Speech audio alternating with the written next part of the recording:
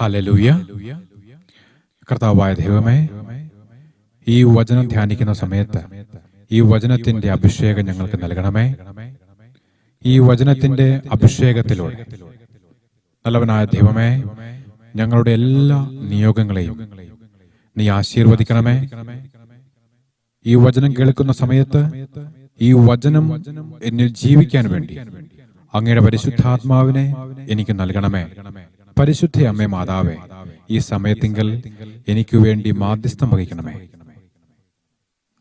Hallelujah. പ്രിയപ്പെട്ട സഹോദരങ്ങളെ, സങ്കീർത്തന പുസ്തകത്തിന്റെ 28-ാം അധ്യായം 1-ാം വചനം നമ്മെ ഇങ്ങനെ പഠിപ്പിക്കുന്നു: കർത്താവേ, ഞാൻ അങ്ങയെ വിളിച്ച് അപേക്ഷിക്കുന്നു. എന്റെ അഭയശിലയായ അങ്ങ് എനിക്ക് നേരെ ചെവിയടയ്ക്കരുതേ.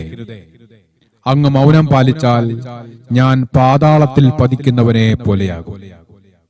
അങ്ങ് മൗനം പാലിച്ചാൽ ഞാൻ പാതാളത്തിൽ പതിക്കുന്നവനെ പോലെയാകും. ഹല്ലേലൂയ.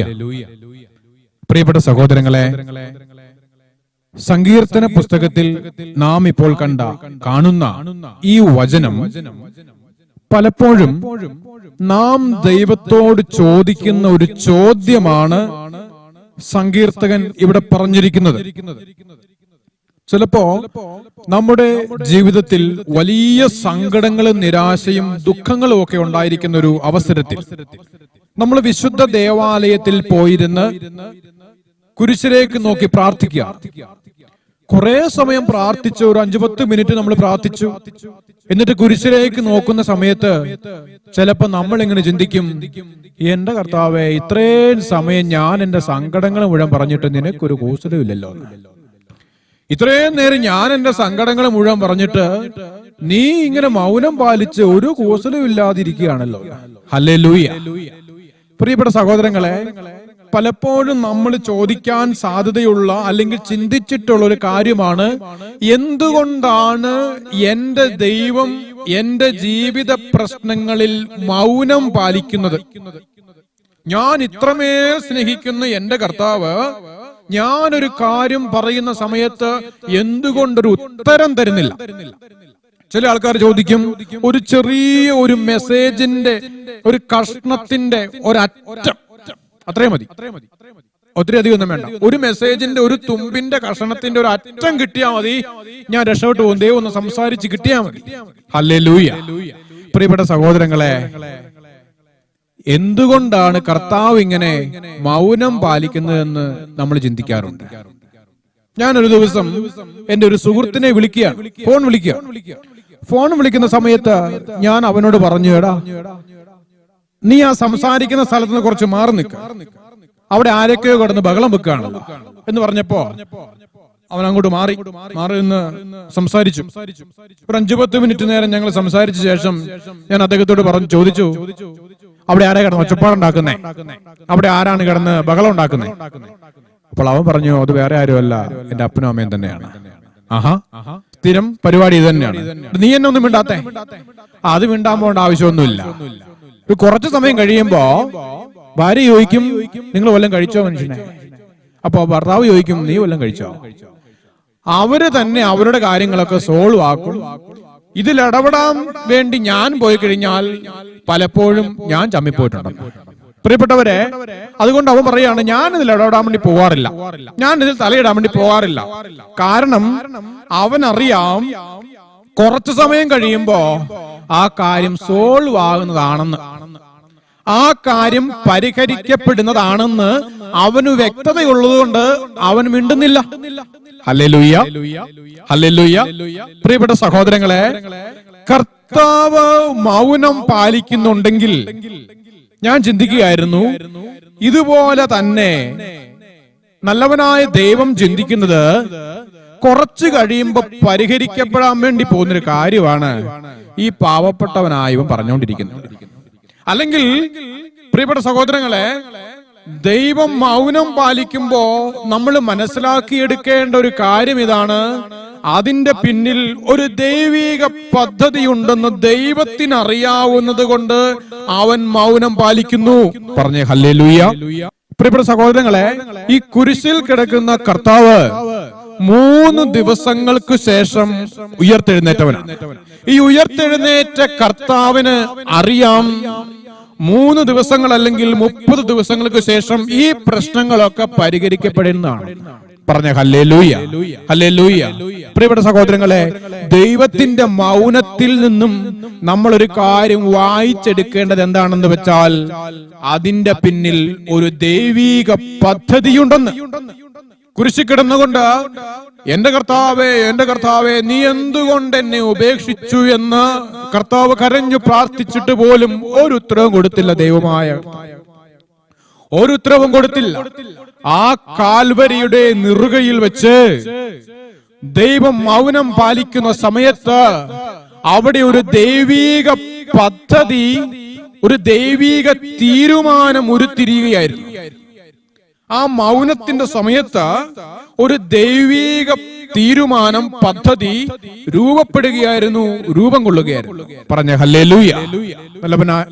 കർത്താവ് പലപ്പോഴും നമ്മുടെ ജീവിതത്തിൽ മൗനം പാലിക്കുന്നുണ്ടെങ്കിൽ ഒരു പദ്ധതി നമുക്ക് വേണ്ടി വെച്ചിട്ടുണ്ട്. യോഹന്നാന്റെ സുവിശേഷം 11-ാമത്തെ അധ്യായത്തിൽ ലാസർ മരിക്കുന്നതായിട്ട് നാം കാണുന്നു.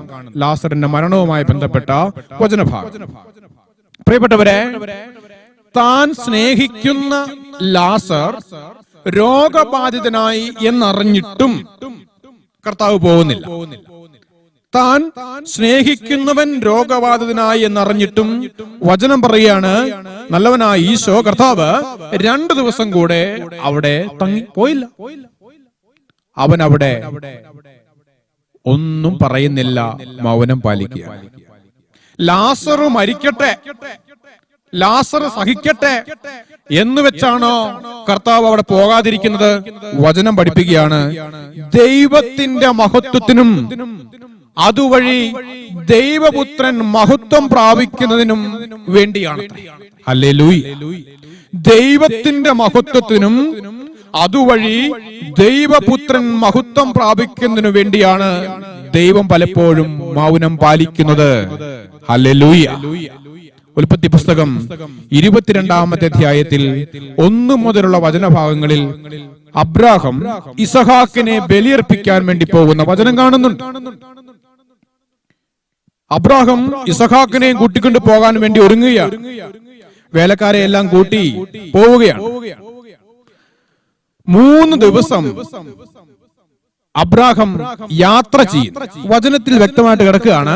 4-ാമത്തെ വചനം, 3-ാം ദിവസം അവൻ തല ഉയർത്തി നോക്കിയപ്പോൾ അകലെ ആ സ്ഥലം കണ്ടു. ഏത് സ്ഥലം? ബലിയർപ്പിക്കാൻ വേണ്ടി പോകുന്ന സ്ഥലം അബ്രാഹാം കാണുകയാണ്. 3 ദിവസങ്ങൾക്ക് ശേഷം, പ്രിയപ്പെട്ട സഹോദരങ്ങളെ, മോറിയ ദേശത്തേക്ക് അബ്രാഹാം ഇസഹാക്കിനെയും വേലക്കാരെയെല്ലാം കൂട്ടി സഞ്ചരിക്കുന്നു. ദൈവം ബലിയർപ്പിക്കാൻ പോകുക എന്ന് പറഞ്ഞതിനു ശേഷം 3 ദിവസമായിട്ടും ഒരക്ഷരം മിണ്ടുന്നില്ല ദൈവം. 3 ദിവസമായിട്ടും ഒരക്ഷരം മിണ്ടുന്നില്ല ദൈവം. ആ സമയത്ത് അബ്രാഹാം ഏതൊക്കെ തരത്തിലുള്ള എന്തൊക്കെ ചോദ്യങ്ങൾ ദൈവത്തോട് ചോദിച്ചിട്ടുണ്ടാവും. ഹല്ലേലൂയ. 3 ദിവസം ഒരക്ഷരം മിണ്ടുന്നില്ല. വെറുതെ പോകുന്നല്ല കേട്ടോ. സ്വന്തം മകനെ ബലിയർപ്പിക്കാൻ വേണ്ടി പോകുന്ന അബ്രാഹത്തോട് ദൈവം ചെയ്യുന്നതാണിത്. സ്വന്തം മകനെ ബലിയർപ്പിക്കാൻ വേണ്ടി പോകുന്ന അബ്രാഹത്തോടാണ് ദൈവം സംസാരിക്കാതിരിക്കുന്നത്. അങ്ങനെ സ്ഥലം കണ്ടു കഴിഞ്ഞപ്പോ അബ്രാഹാം വേലക്കാരോട് പറഞ്ഞു, നിങ്ങൾ ഇവിടെ നിൽക്ക്, ഞാനും മോനും കൂടെ പോയി ബലിയർപ്പിച്ചിട്ട് വരാം. ഞാനും ഇസഹാക്കും പോയി ബലിയർപ്പിക്കാം. അങ്ങനെ പോകുന്ന സമയത്ത് വേലക്കാരുടെ കയ്യിൽ നിന്ന് വിറകെടുത്ത് ഇസഹാക്കിന്റെ കയ്യിലേക്ക് വെച്ചു കൊടുക്കുന്നുണ്ട്, ചുമലിലേക്ക് വെച്ചു കൊടുക്കുന്നുണ്ട്. അബ്രാഹാം തന്നെ ബാക്കിയുള്ള കത്തിയും തീയും ഒക്കെ എടുക്കുക. എന്നിട്ട് പോകുന്ന സമയത്ത് ഇസഹാക്ക് ചോദിക്കുന്നു, ബലിക്ക് ആവശ്യമായിട്ടുള്ള എല്ലാ കാര്യങ്ങളും ഉണ്ട്, വിറകും തീയും എല്ലാം ഉണ്ട്, അർപ്പിക്കാനുള്ള ബലിവസ്തു എവിടെ? അർപ്പിക്കാനുള്ള ബലിവസ്തു എവിടെ? ആ സമയത്ത് പ്രിയപ്പെട്ടവരെ, അബ്രാഹാം പറയുന്ന വചനമാണ്, കുഞ്ഞാടിനെ ദൈവം തരും, കുഞ്ഞാടിനെ ദൈവം തരും. ഹല്ലേലൂയ. ദൈവം സംസാരിക്കാതിരിക്കുമ്പോ അബ്രാഹാം മനസ്സിലാക്കുകയാണ്, ദൈവം തരും, ദൈവം പ്രവർത്തിക്കും, എന്റെ ദൈവത്തിന് സ്നേഹമുള്ളത് കൊണ്ട് അവൻ എന്നെ കൈവിടില്ലെന്ന്. ഹല്ലേലൂയ. എന്റെ ദൈവത്തിന് എന്നെ ഇഷ്ടമുള്ളത് കൊണ്ട്, അവന്റെ കൽപ്പന ഞാൻ പാലിക്കുന്നത് കൊണ്ട്, അവനിൽ ഞാൻ വിശ്വസിക്കുന്നത് കൊണ്ട് എന്റെ ദൈവം എന്നെ തള്ളിക്കളയില്ല, എന്നെ നിരാശയിലാക്കില്ല. എന്റെ മകന്റെ ജീവൻ ദൈവം കാത്തോളും. ഹല്ലേലൂയ. വലിയ ഒരു വിശ്വാസം ആ സമയത്ത് അബ്രാഹത്തിനുണ്ടായിരുന്നു. നമുക്ക് വചനം അറിയാവുന്ന പ്രിയപ്പെട്ട സഹോദരങ്ങളെ, ദൈവം തരുമെന്ന് അബ്രാഹാം പറഞ്ഞു. അതുപോലെ തന്നെ കൃത്യസമയത്ത് ഇസഹാക്കിന്റെ ജീവൻ പൊലിയുന്നതിന് മുൻപ് കൃത്യസമയത്ത് ദൈവം സംസാരിച്ചു. തക്ക സമയത്ത് അത്ര നേരം മൗനം പാലിച്ചുകൊണ്ടിരുന്ന ദൈവം കൃത്യസമയത്ത് സംസാരിച്ചു. പറഞ്ഞേ ഹല്ലേലൂയ, പറഞ്ഞേ ഹല്ലേലൂയ. പ്രിയപ്പെട്ട സഹോദരങ്ങളെ, ദൈവം മൗനം പാലിച്ചാലും നിനക്കു വേണ്ടി കൃത്യസമയത്ത് ദൈവം സംസാരിക്കും. നിന്റെ ആവശ്യങ്ങളുടെ സമയത്ത് ദൈവം കൃത്യസമയത്ത് തക്ക സമയത്ത് സംസാരിക്കും, പ്രവർത്തിക്കും. ഹല്ലേലൂയ. പ്രിയപ്പെട്ട സഹോദരങ്ങളെ, ദൈവത്തിന്റെ നിശബ്ദതയുടെ അർത്ഥമാണ് ദൈവം തരും, പരിപാലിക്കും. ദൈവത്തിന്റെ നിശബ്ദതയുടെ മൗനത്തിന്റെ അർത്ഥമാണ് ദൈവം തരും, ദൈവം പരിപാലിക്കും.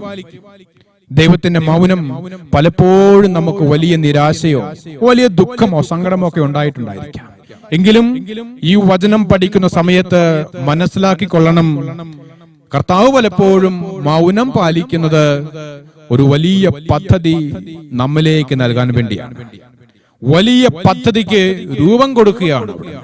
അല്ലെങ്കിൽ ദൈവം തരുമെന്ന് വിശ്വസിക്കാൻ തക്കവിധം നിന്നെ ഒരുക്കുകയാണ് ആ സമയത്ത്. ഹല്ലേലൂയ.